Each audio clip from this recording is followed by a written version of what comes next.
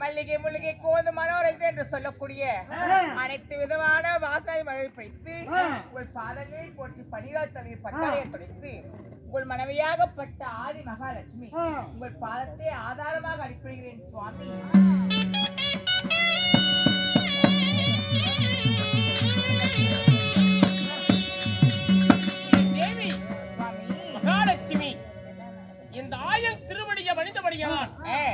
சூழ்ந்த உலகத்துல உன்னை போன்ற பெண்ணுடைய மாங்கல்யம் எல்லாம் சுபத்தோடு நலத்தோடு நிலைக்க அதனாய் எம்பெருமான் 16,000 கோபி ஸ்திரீகள் மங்களட்சுமி வாழ்வது மகா விஷ்ணுவாகிய கண்ணன் வாழ்த்துகிறேன்.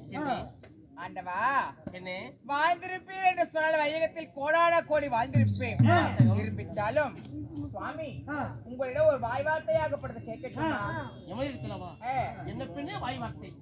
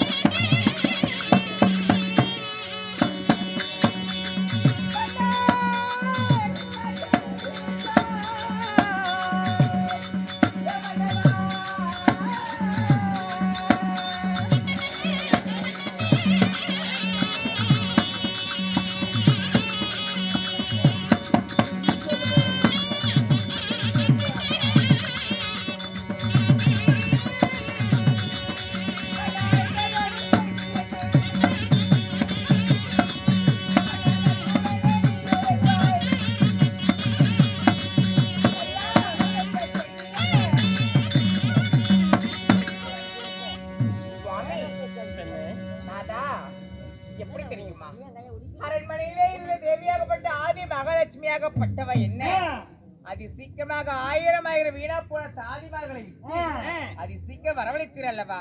என்ன காரணம், என்ன விஷயம், ஏது என்று எனக்கு ஒண்ணுமே புலப்படல. தேவி சுவாமி, இந்த மங்கை மகாலட்சுமி பகவான் துளசி மாலைக மால் பணிந்திருத்தாலும் உன்னை ஏன் அழைக்க தெரியுமா? எதற்காக?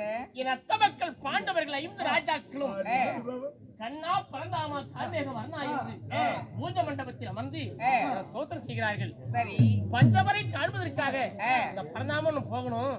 அதனால தேவி இடத்துல ஒரு சுவாசி ஒட்டி விட்டு யாராவது நம்முடைய சங்கதுவரைக்கு வந்தால் வருகிற பக்தரை எல்லாம் நலமோடு உபசரித்து வருவார் என்று. அப்படியா? ஏங்க நீங்க பஞ்ச பாண்டவர்கள் மைத்துனாக விளக்கக்கூடிய பஞ்ச பாண்டவர்களை பார்க்க போறேன்னு சொல்றீங்க. நீங்க போயிட்டு வாங்க. நீங்க போய் வர வரைக்கும் நம்ம சங்கு துபாபரை தேடி எந்த ஒரு பக்த கோடிகள் யார் வந்தாலும் சரி நீங்கள் வருவீர் என்று சொல்லி சிறிது நேரம் அவர்களுக்கு என்னென்ன உபசரணம் வேணுமோ அனைத்தையுமே நான் செய்து நான் காக்க வைக்கிறேன். நீங்க பதனமா போயிட்டு வாங்க. போய் வாருங்க.